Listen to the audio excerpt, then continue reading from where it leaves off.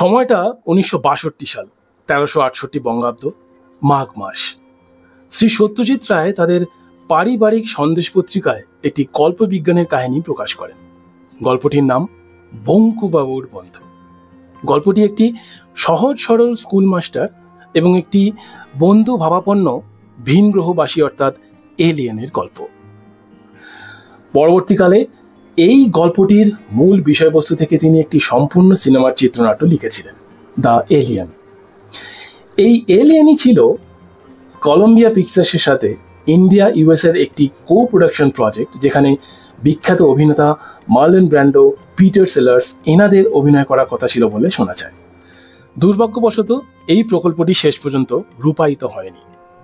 বেশ কিছু আইনি এবং নৈতিক জটিলতায় জড়িয়ে পড়ায় সত্যজিৎ বাবু এই প্রজেক্টটি বন্ধ করে দিয়ে হতাশ হয়ে কলকাতায় ফিরে আসেন এবং মনে করা হয় এই অসম্পূর্ণ প্রকল্পটি থেকেই স্টিফেন স্পিলবার্গের the close encounters of third kind, যেটা কিনা 1977 সালে রিলিজ হয়েছিল, এবং সেই বিখ্যাত 1982 সালের ইটি সিনেমাটি অনুপ্রাণিত হয়েছে।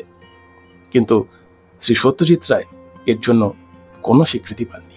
পরে অবশ্য শ্রী সত্যজিৎ রায়ের পুত্র শ্রী সন্দীপ রায় এই বঙ্কুবাবুর বন্ধুকে টেলিভিশন ফিল্মের জন্য ব্যবহার করেন এবং অভিনেতা কৌশিক সেনের একটি থিয়েটার গ্রুপ স্বপ্ন সন্ধানী, তারাও কিন্তু এই বঙ্কুবাবুর বন্ধুকে 2006 সালে থিয়েটার হিসেবে মঞ্চস্থ করেছিলেন। সিনেমা না হোক বা হলিউডে না হোক, বঙ্কুবাবুর বন্ধু বা এলিয়েন বিশ্ব সিনেমায় কিন্তু একটা ছাপ রেখে গিয়েছে। Long before E.T. and my science fiction screenplay was germinated from that story, The Alien. What's it? I wrote a science fiction story called The Alien. Screenplay, full screenplay, which was supposed to be financed by Columbia. That is why I spent 5 weeks in Hollywood in connection with that. It's only that I had a person who was working as a middleman who behaved peculiarly, and the idea had to be dropped.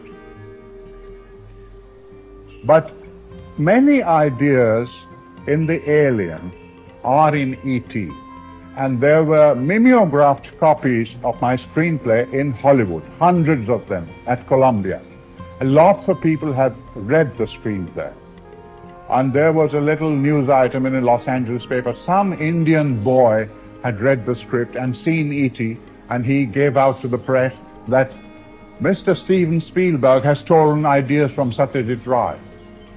And Spielberg, of course, denied it.